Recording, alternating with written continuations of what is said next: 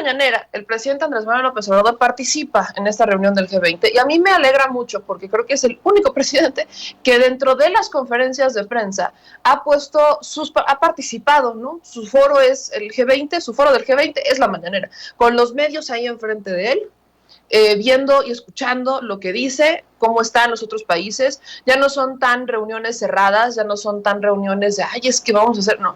Aparte son reuniones virtuales, pero el punto aquí es que a mí sí me gusta mucho la idea de que cuando tengamos estas participaciones del presidente se hagan dentro del marco de una transparencia absoluta y aparte que las estén transmitiendo por se propie, me encantan los trabalemas, que se estén transmitiendo a través de este esquema en donde todos lo pueden tomar, todos pueden tomar el fragmento, el extracto, que toda la gente lo puede ver. Por ahí circulaban fotos de adultos mayores que se van a los café internets para que les pongan las mañaneras.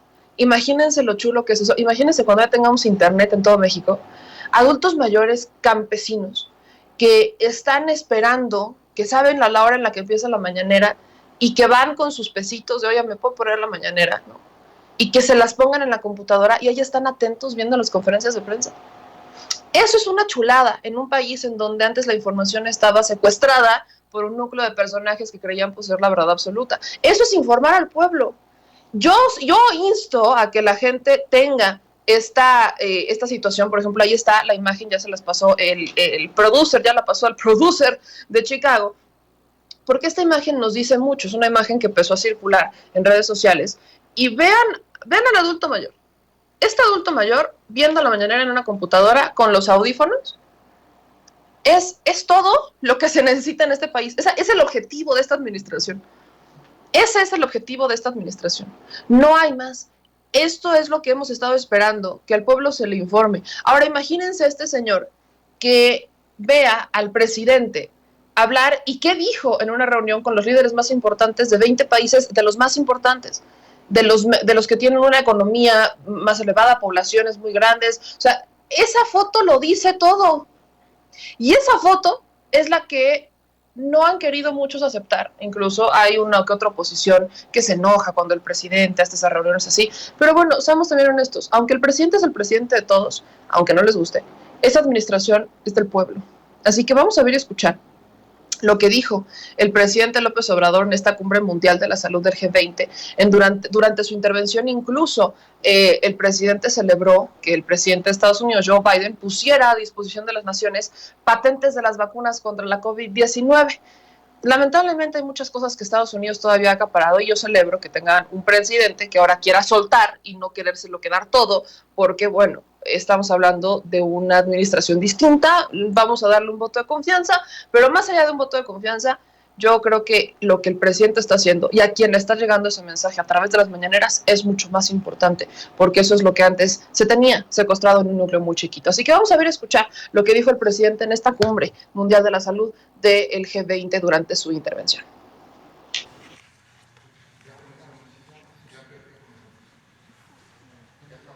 Pues celebro participar en esta cumbre mundial de la salud. Mucho gusto, colegas, mujeres, hombres, gobernantes, servidores públicos de los países que integran el G20. Celebro y apruebo, así comienzo,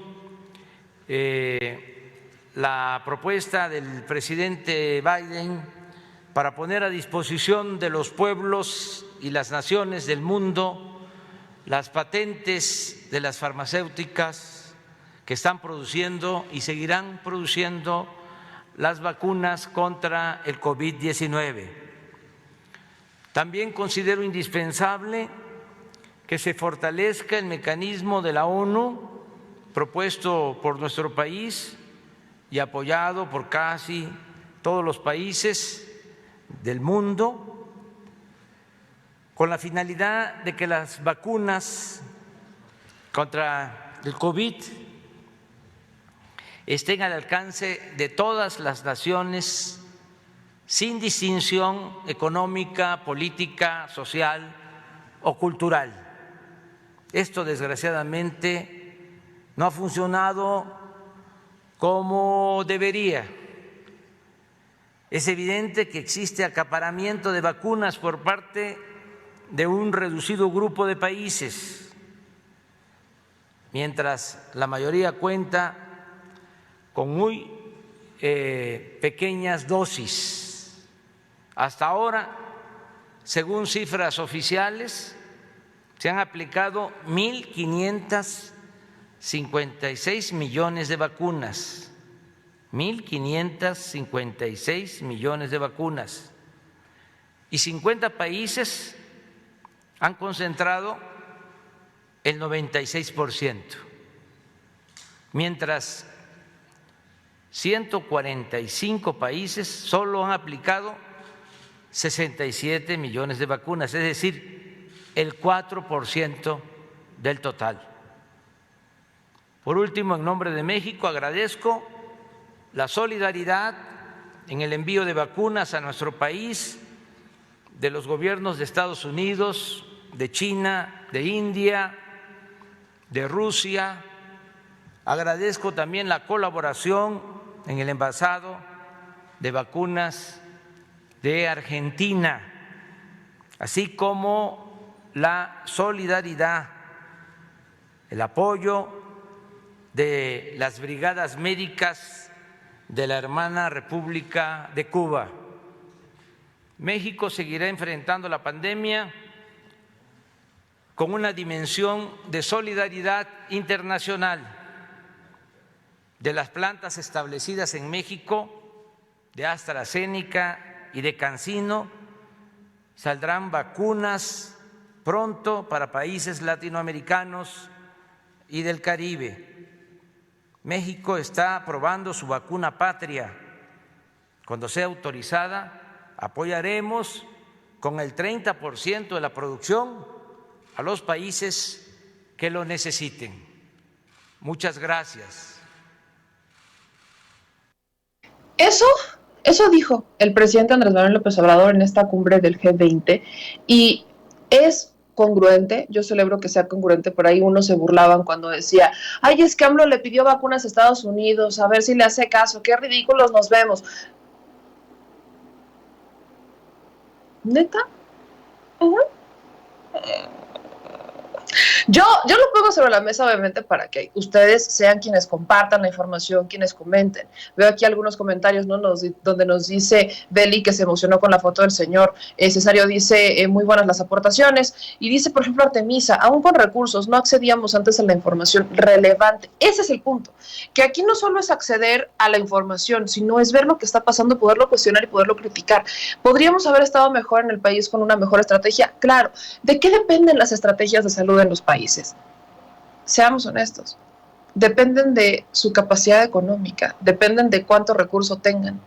Y aquí, en este país, México es un país peculiar, como muchos otros, pero las necesidades del país son muy específicas. Particularmente tenemos una necesidad económica, tenemos una desigualdad brutal y tenemos que ocasionada también por la corrupción, pero tenemos una cantidad de personas que trabajan y viven en la informalidad, que no tienen seguro, que no tienen ningún apoyo, ningún resguardo y que viven al día. Esa es la clave. México es un país en donde hay muchísima gente que vive al día y esta gente que vive al día no es como para que digas, bueno, vete a encerrar, te acabo de detectar COVID y vete a encerrar y no te salgas de tu casa hasta que se te pase. No les puedes decir eso. No podemos aplicar estrategias que se aplican en países, uno, con población mucho más reducida, población mucho más reducida. México es un país enorme, 126 millones de mexicanos, y nos llegan a comparar con Alemania, ¿no? Con 83 millones, luego nos comparan con otros países como tipo Japón o China. Y, a ver, China es un país con muchísima gente, también es un país India con muchísima gente, pero México en estas peculiaridades teníamos que dejar claro que no podíamos hacer lo que hacían todos los países. De hecho, ningún país podía hacer lo que hacían los demás, porque cada uno tiene estrategias distintas, y aquí fue un prueba y error. En Europa, prueba y error. ¿Cuántas pruebas compraron?